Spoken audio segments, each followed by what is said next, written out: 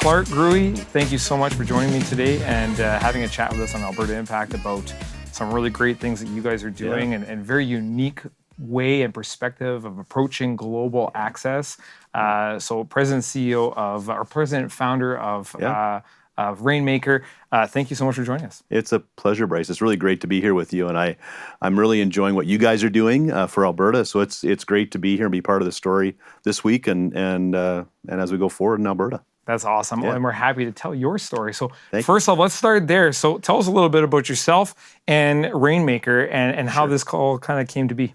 Sure. And it goes back a few years. Actually back to 99 when the British government was setting up a trade office again in Alberta. Now, the UK had left Edmonton, sadly, years before, and they decided they needed to have a new office in Alberta. And long story short, I was the lucky local guy who got to run this thing. So I was the first director of the British trade office in Alberta, which also is the first time they'd done it anywhere in the world. So years later, I found out, London was watching very closely if I screwed up. But thankfully, I didn't screw up. I had lots of good help and lots of good mentors. So the whole idea there was to connect British companies, British ideas and innovation with the market here in Alberta, and then by extension Canada. Mostly around oil and gas, of course. Everything was happening around oil and gas, and Alberta was the shining light of markets around the world, largest industrial projects in the world. Everybody wanted to be here, so the British government recognized that and wanted to have a presence. So I was the guy who got to run that office, start that office, which is now the consulate, the British consulate. Yeah.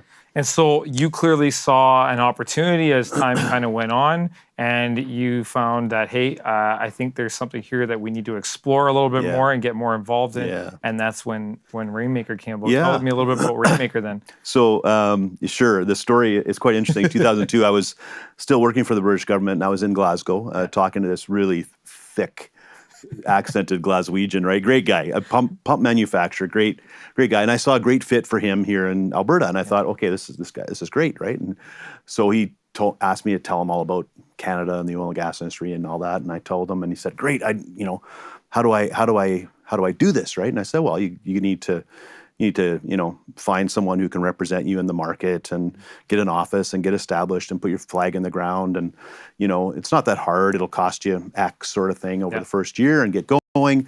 But that was as much as I could do for him as government, right? And so he said, that's great. Where do I sign up? And I said, well, you can't just sign up. There, you got to go do the work, right? You have to go to the market and figure it out. And he goes, oh, it's too complicated. Never came. So it was like, oh, okay, there was a missing link there between what I could do when I was in government and what the company was looking for me to do and actually get him to the market.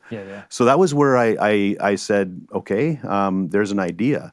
And then it was quite serendipitous for me, but my neighbor across the street sold an oil and gas company, as the story goes, so many times here in Alberta. Made a bit of money and walked across the street and said, okay, Clark, what do you want to do? And I said, well, I want to create Rainmaker, Tim, and this is what I want to do. And Tim Cosmic is my business partner to this day, 15 years later. So 2007, a month before the iPhone came out, we started Rainmaker, which is crazy stuff. And then we have another business partner who joined us, Lois Mitchell, who recently was just finished up as our lieutenant governor in Alberta. I don't know if you know the Mitchells, but they're fantastic people, great Albertans, promoters of Alberta.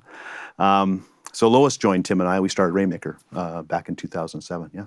So awesome. When things are meant to be, sometimes they're just meant to be. They kind of come together. Things come together. At the right time, right? Yeah, that's awesome. Totally. So what are some of the things that you do at Rainmaker specifically? I mean, we're talking about global access and bringing Alberta to the global market. So let's go through some of those things that you guys do there. Sure. So, and for the first 10 years, frankly, we were all about bringing companies into Canada, into Alberta. We had people across the country bringing companies in. Things changed a bit in 2015 around here, as many people will know. A lot of things sort of hit the economy hard, and we weren't quite the shining light anymore. At that point, we flipped our model a bit. So now we started looking at helping Alberta companies, Canadian companies go into new markets around the world. So do exactly the same thing, just switch direction. Nothing much more complicated than that. But when you do that, like basically the same processes that we use to help a Chinese company or a British company, German company come into Canada, we just flipped it and went the other way. So you look at a new market, say Colorado or Houston or Middle East, whatever, and you start to understand the dynamics that'll play with or impact a company as they enter. And then deeper than that, you go into who are the strongest players, who are the ones that have projects, that are doing things, that are not just sort of sitting around, that have needs, right? And for us, Bryce, we focus significantly on innovative companies. So, it's tough selling engineering companies, because and no offense to engineers, I love engineers, guys, I really do. But trying to make them really, really unique is the challenge, right? And it's, what do they have that's different? What do they have that's not just more engineers? Yeah. So that sort of value prop and that innovative approach is what we focused in on. So companies who have something are really interesting to us, especially if they're in sort of the transitional, energy or other industries besides just oil and gas, like things that can really accelerate their growth in a new market. So those ones we look for, and then we start to we map out the market. We figure out what the dynamics are going to be. We look at the players, we look at the projects, we look at who they need to get in front of, and then we get them in front of them. So we drive their business. Yeah. We talk about, especially the booming technology sector that's happening, the booming technology action that's happening here out of Alberta. Absolutely. And that is it's a common theme where the people that generally start these businesses, these innovators, they're good at that. Right. They start that company, they know the technology, but when it comes to marketing and selling themselves, or even just identifying, what out there, where do I play into the outside world, can be difficult for them because they're typically not business people per se. They're really good at that skill set, and they need to look outside the box and find someone that can take them to those global markets, or at least point out the identifying factors that they fit into, where they fit into the puzzle piece, right? Yeah. So, but what's great about them? What we've found anyway, we've got a great company here in Edmonton, actually. Their main core of their tech family is here in Edmonton. They've got an office in Boston too. They're called Neurosoft. And they've come up with this solution. But what's been great about them and working with them is that they know that they're not good at that stuff. So one of the challenges we face with some other companies, I won't name anybody, more traditional perhaps, they think, oh, I can break into a new market. That's nothing new. I tell them I'm here. But the tech guys, they right away accept the fact, no, that's not what I'm good at. I know exactly what I'm good at. This is what I love about those guys. I know exactly what I'm good at. You just get me in front of the right folks and we're fine. Yeah. So it's been great working with tech companies. Awesome. And you're absolutely right. We've got some fantastic ones here in Edmonton, in Calgary, across Alberta. We've got some amazing tech companies, great minds. And almost everyone that I've seen anyway has been an innovation. So it's not necessarily, we're not necessarily inventing inventing the wheel, but we're inventing stuff that makes the wheel run a heck of a lot better. Adapting to the changing times, exactly. right? And the changing times are happening so fast, especially in the last couple of years. The last couple of years has turned the whole world upside down. We've learned that we've had to become a little bit more independent from other countries, but still work with other countries, or at least make it more efficient. And I think Alberta's been really leading the charge on that and proving that they can play, right? Which has been awesome to see. So now, from your perspective, you have a very unique perspective because you're sitting here in Alberta, looking at the landscape, and then you're going out into the rest of the world, looking at their landscapes, and like I said before, with the puzzle piece, trying to see where these kind of fit in. How are we measuring up from your perspective on doing that, fitting in with the rest of the world? And how does that communication? How do we communicate that we need to do more in this area or that area for specific sectors?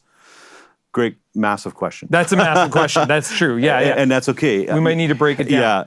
But to start with, how are we doing with respect to being a hub of innovation? We're amazing. We're absolutely amazing. The stuff that's happening in Alberta and has been happening for years and years and years now. It's just who we are. It's in the DNA. That's amazing. Like what we've been able to figure out and do around many industries, not just energy. We talk a lot about energy, but many industries, whether you're talking about transportation and logistics, or you're talking about agriculture, forestry, all this, we're really good at innovating stuff, like world class innovators. not great marketers. Right. So we end up going, well, we've got the solution. Yes. Why aren't they asking us for the solution? And this is what I find fascinating. And talk to these companies, and yeah, they are world-class innovators, and we are not world-class marketers across Canada. Like that's not and there are, like, let me say, there are some companies that are really good at it. So I don't want to put everybody in the same basket, for sure. but just in general, over my 25 years of doing this stuff, we just call it a shy thing, call it a comfort thing in our own market, whatever it is. But we don't seem to be very good at really marketing. The Americans. I always say that. Yeah. I always say that we're too humble. Right. And I mean, it is good. Like, you don't want to come across arrogant. Yeah, you don't. We're a little humble. We have to talk about our achievements and tell the world about their achievements. Otherwise, they don't know to come and look to buy those achievements and integrate into. We always see that with people around across the road from each other. Sometimes you get a guy I need this solution to this, and you're going, well, I was just talking to that guy over there, and you can throw a rock and break a window in his house. You're that close. Yeah. But you don't know it about each other. Right, exactly. We got to get together and just make this, Yeah. start working more as a unit. Yeah. Couldn't agree more. Different perspectives too. Yeah. Having a different set of eyeballs in just changes. Like, I never thought of that. That's so simple. How come I didn't think about that? Right. It's usually because you're looking at the bigger picture when sometimes you got to take those little steps, right? Yeah. Yeah. Totally agree. It's fascinating. And you're right. I mean, you go down the street, you'll talk to engineers and accountants and doctors and all these brilliant people and people who don't have degrees, who are just brilliant people that are in their garage figuring stuff out. And you do wonder, how can they take what they know and work with someone else, come up with a full-on solution, but then take it to the world.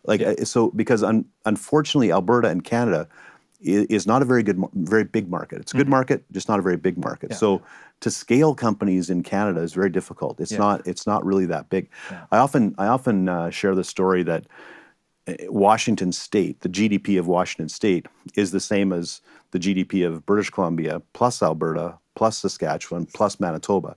So when you think about that, and you think you have all of that economy sitting in the state right below us, and yet we don't necessarily understand that. I understand it. You don't have to go around the world. You don't have to, go to India necessarily, or China, or the Middle East. Yeah. You can find markets really close that can help you really expand your business, especially the tech guys. I mean, Washington's a mecca, right? Well, so you can accent their market and capitalize on that gain, because that money's coming to to us. That's bingo. If you can just accent their market, act like I always look at it as like an app. Like you can be an app to their program. Yeah. That gets bought a lot because it's necessary, or you add the missing piece for connection and so on and so forth. That's right. You've got offices pretty much all over the place. How many offices do you guys have? We're in, there's about 40 Rainmakers around the world. About half of those are in Canada, spread across from coast to coast sort of thing. And then we're in about 20 other places around the world: Australia, Indonesia, Brazil, Middle East, US, and Europe. Pakistan now. So we're adding them all the time. Yeah. And it's important because when we have somebody in the market who understands the market, who's from the market, who just knows how to navigate and speak the language, it just makes a massive difference for our clients, right? So that was my next question, was how important that is. And having boots on the ground for trust too, is a huge deal. And like you said before, like being able to pick up the phone or go to somebody's office and talk to somebody face to face. As much as the digital world makes life so convenient, there's always going to be, especially on big deals and big business, that human connection, that handshake. Yeah. A handshake still means something. Hasn't gone away in the world today. Hasn't gone away. Yeah, and we have to remember that still means something. It really does. And looking somebody in the eye when you're making that deal, that makes a big 100%, difference for sure. 100%. Yeah. Having that trust, speaking the language, knowing that person is in your city or down the road, for you to go and talk to if you have to. If you're having a problem with the deal, right? Yeah. These things are all really, really important to building long-term, sustainability in a market and growing a market. And we've always found that. And before COVID, we all seemed to know that. Like we would spend a lot of time at business events, and we'd travel to conferences, we'd meet people, and it wasn't just about sitting in a room and taking in a speaker. It was going for a meal or the networking and getting to know someone, right? Maybe going to some event or something. So that human piece has not gone away. In fact, it's probably even more important now. Big time. And as we hit this new world we're in, this globalization, as the economists called it, where the globalization component is actually less of a growth factor than regionalization, it's even more important. It's more important that we're actually out meeting people, I think, anyway. Whether it's at a business event, live business events are fantastic opportunities to drive business, but you need that. You need the trust piece for sure. I like that you use the word meaningful. I think that that's more of these events as they carry forward and more of these gatherings that carry forward. I think the conversations are going to be more meaningful and more focused as well. Because I think people kind of rediscovered. You had 2 years of slowness. You can kind of stop the rat race for a minute, reassess where your priorities are as an organization. Some people went, wow, we got too big. We need to scale down and be more focused so we can really make an impact there. I think some of that has started to happen the more and more conversations we have with business leaders. And or even just the segregation where they're moving, okay, we're going to put somebody in charge of this sector of a business as opposed to being all under one umbrella. So again, we can be more impactful and more focused. So, and that's something that you guys do as well at Rainmaker. I mean, you can look at a market, assess what it needs, and then go back and say, well, okay, you guys do this, but there's maybe something over here that gives you an opportunity to step in and fill a hole. Yeah, the market gaps are really important. So as we look at, I was chatting actually with another Edmonton company just last week about the building materials industry and how many companies we have here that put together different building materials. Well, the state of Idaho is one of the fastest growing housing markets in the U.S. and people don't normally think about Boise, Idaho as one of the leading places to build a home or whatever. But all of the pricing on the coast are so expensive. Everybody's pushing inland, right? Which makes a lot of sense for young families. So a lot of our building products companies should be plugging into those markets because they're looking for what we have. So you're absolutely right. It's about identifying gaps. Because if you go into a market that's shrinking or a market that's already got too many of what you provide, there's no point, right? So one of the really important pieces that we endeavor to do is, here's the top. If you're looking at the U.S., and I'll say 70% of the companies we work with want to start with the U.S. It's natural from anywhere, not just from Alberta, from anywhere. But if you're looking at the U.S., it's not one market, and you really have to get the message. It's not one market, and you can fill your boots on one state. Like Colorado is the size of Alberta and Saskatchewan put together. So these are big markets just on their own. So focusing on one and getting the most out of a market, our companies can do really well if they just take that very focused approach to it. Yeah. So we've talked a lot about taking Alberta out, right, into the world.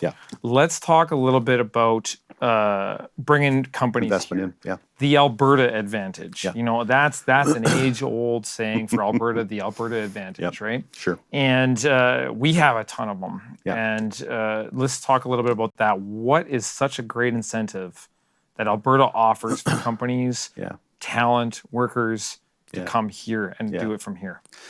Yeah, it's a great question, and it's been a moving target. I'll be honest over the years, right? As we positioned Canada, and then we positioned Alberta within Canada. People want to live in Canada. Like let's just call a spade a spade. People would love to live in our country, and we're very fortunate to live here. We're very blessed to be living in a country where we have everything that we have. Our education system, our health system, et cetera, et cetera. But just the quality of life is so high, so much better. So attracting talent is often what we end up talking about in this, because when companies come in, they want to know about your talent. So no matter what, you can talk about every incentive, tax incentive, free land, free real estate, et cetera. In today's world, it's all about talent, especially when we're talking that technology impacts every industry. So it's no longer just about, can I get enough people or just people to dig ditches? Like, can I get just labor? It's now about skilled labor. It's now about trained talent. It's the mind, right? The mind, totally. So and of course, so then you go, okay, who are we bringing into the country? We are bringing in some great, really great immigrants. Immigrants, to be honest, in this, I look at myself in the mirror, entrepreneurs, and we're both entrepreneurs.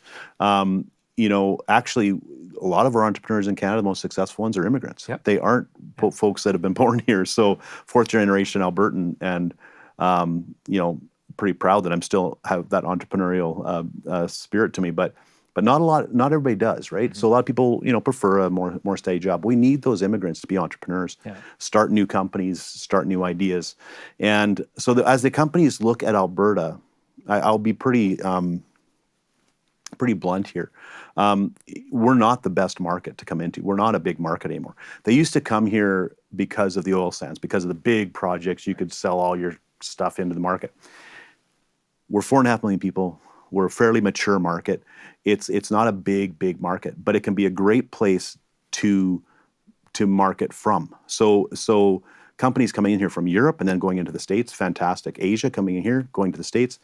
The trade routes for Edmonton between Asia and the inland port, which is Port Alberta, and then into the other markets is a tremendous advantage. So I think it's about changing our message or adjusting our message, which lots of great places like Edmonton Global are doing, right? They're talking to the right companies about why to be here, right? So the message is changing. But as far as incentives go into coming here, tremendous. Like hidden incentives here are enormous. You don't have to cover your health costs for your staff. Like education is inexpensive. Housing is relatively inexpensive. Like there's a ton of incentives to set up in Alberta for American companies, European companies for sure.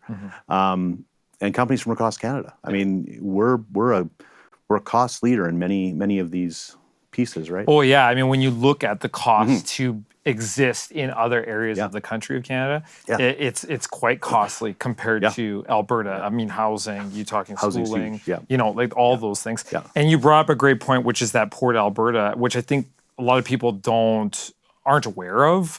But just that whole access between our airports, our rail, we have an incredible access for infrastructure-wise. All the major thoroughways and veins and arteries go right through Alberta. So if you need to get out, to get to BC, coastlines, to get out, we are cost efficient here. Shipping to get there is easy and straightforward.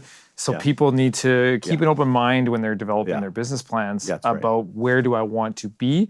And Alberta is a great spot. It's a great starting point. It is. And it's so, like when I used to sell Alberta to the Brits, it was all about oil sands. Like just come here and sell right here.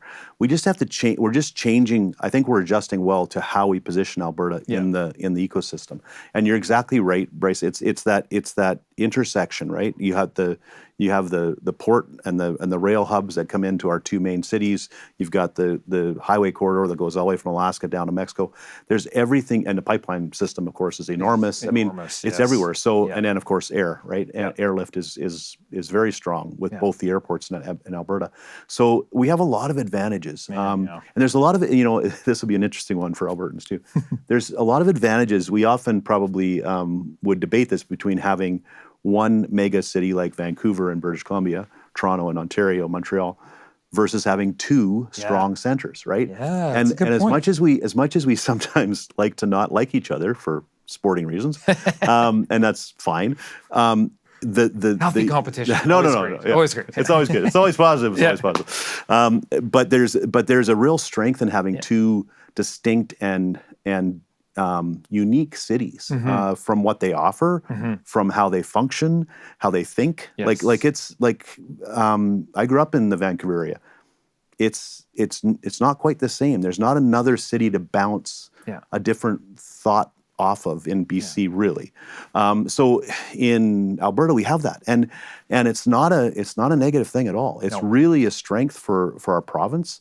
And I think we need to lean into that in a new way. I mentioned it earlier when I said, a different set of eyes is always a great thing to have, to just look at different perspectives, right? And you just nailed, you just hit the nail on the head, is we've got those two cities that have very unique, independent ways of thinking. They have different perspectives across this landscape that we call Alberta. The north, we've got the oil sands, we've got the swing and the hammers, right? We got the workers, and then we get further down south. We get, not to say Edmonton doesn't have the business sense either, but Calgary's got like that whole business hub. They've got those very business orientated mindsets. Yeah. And when the two come together on the here's how we do it, but then here's how we sell it, Yeah. it's like a good marriage. Yeah. It's a husband and wife team that can work together and call each other out on each other's faults and accent each other to get more strength. Yeah. That's a great point. That's a good, and if we could figure that out. Yeah. In Alberta, if we could really figure out, guys, it's not about us against them. Yeah. It really isn't. On the global stage, Canada is that small on the global stage. Yeah. Alberta is like, microscopic. So why we can make a why big, are we worried? 100%, right? But why are we worried about those sort of differences when really the world wants to hear what we can do together? Right. So that's the part I think. And then you're right, our voice can be enormous because we have great innovators. We have great we have some of the smartest people in the world. If we can show that stability too, from an outsider's perspective, if they can see, it's like when you look at a country to go do business in, the first thing you look at is their government. How stable is it? Yeah. If it's unstable and I've got my product there, I could lose my product overnight over, whatever. Right. We luckily, like we said before, how great Canada and Alberta is, we don't have those governmental issues necessarily, where we're worried about losing stuff because of a war. Yeah. But we've got, if we can show that stability, that the two hubs can work together, and people recognize that, it just strengthens us even more. It's next level. Big time. So we can, and I know that here in Canada and sometimes even in Alberta, we have our concerns about our political, structure, if you will, or what could happen. Yeah. But really, we are extremely stable on the globe. I mean, totally stable. There's really no fear, as you say, about some of these things that other countries are legitimately worried about all the time. Yes. But so if we could go to the next level and really leverage the strength of both the cities and not just the cities, all the rural communities, all the strengths we have. I mean, Banff, I don't know how many times I've been someplace in the world and say, I'm from Calgary, and it's like, oh, is that close to Banff? It's like, it's like you could be anywhere in the world. It's like somebody knows Banff. It's just world class, right? Yes. And we have these assets, we have these truly world class, panoramas, Jasper, like the whole area is beautiful. So we have so much to offer because tourism is a whole nother opportunity. That's a whole nother. Like we've talked about trying to double the size of tourism or the amount of tourism in our province by 2030. That was a goal set prior to COVID. It's achievable. I mean, the world wants to come here. We have to invest in it. We need tourism investment. All sorts of tourism investment would be helpful. High-speed trains and new hotels and new attractions, but the world wants to come here, and we have a huge opportunity to grow that side of it too. And business events, we talked about business events before, drive that. They really do drive tourism. Yeah. And the airports have really stepped it up too. Between Edmonton International Airport and Calgary, really stepped it up on creating more direct route hubs when it comes to flying, so we can get direct flights from a lot of these key areas. And that's huge again for tourism as well. It is. Business as well. People don't want to stop 5 times to get to their destination. If they can get directly there, it's direct a dream, right? Yeah, it's a dream. Direct is everything. Yeah. And then we talked. We've had Luke Azevedo from Calgary come in from film. Yep. And that is exploding here in Alberta, which is super great to see as well. It's very cool. The nice thing too is capitalizing and advocating just our scenery. Like our scenery and our people. Is such a great thing. So lots of reasons for a business to be here. Quality of life for their employees. Just that being in Alberta is an incentive for a business to be here. It really is. In Canada and Alberta. And you're right. You mentioned it's great to see Edmonton and Calgary connecting, but it does have to expand across the country. Like we got to be all on the same page as BC and Saskatchewan and into the east, right? Well, and that's getting there. Yeah. Just got to keep those conversations going. I hope so. Yeah. And it's really important that we get that understanding that, every province offers something unique and different, which is amazing about our country. And the more we can sort of fly that flag together and be supportive of each other. I don't want to be Pollyanna here, but supportive of each other. I've had some great conversations with companies in Quebec, who are super entrepreneurial as well, like just looking to grow their business. They've got great innovations, and they're talking about coming out here to Alberta or whatever. And you know what? Sometimes the first question they get is, will they accept us if we're from Quebec? And it's too bad. Like, it's too bad that we have some of these There is that. walls, but I don't know how real those are. I'll be perfectly honest. It's perception. I don't know how real it really is. I've done business across this country. I've been all over the place. Yeah. I've never sensed, anybody say, "Oh, you're from Alberta." I'm not talking to you. I don't really think it's real. We got to have a crush those perception. stigmas, and then that's like that little negativity that seems to be louder than all the positivity. Yeah. We just got to somehow crush those stigmas, because I hear it too. I hear, if you go to Quebec, you'll get the snub, right? Well, maybe one guy was having a bad day and experienced that. Yeah. So it's painting everything with one brush. We've got to be careful with that. So. Clark, thank you so much for coming in and talking to us today. Absolute pleasure. This was fantastic. This is fun. Love the conversation. Yeah. And some good insights. I think you're doing some great things with Rainmaker, and it's going to be awesome to see what else you can, you're going to be bringing up over the next couple of years. Yeah. So again, thank you so much for coming in and joining me. Well, exciting to be here. Thanks for the invitation, Bryce. Absolutely. It's been great chatting with you. For sure. We'll have to have you back again. Love to. Good stuff. All right. Take care. Good on.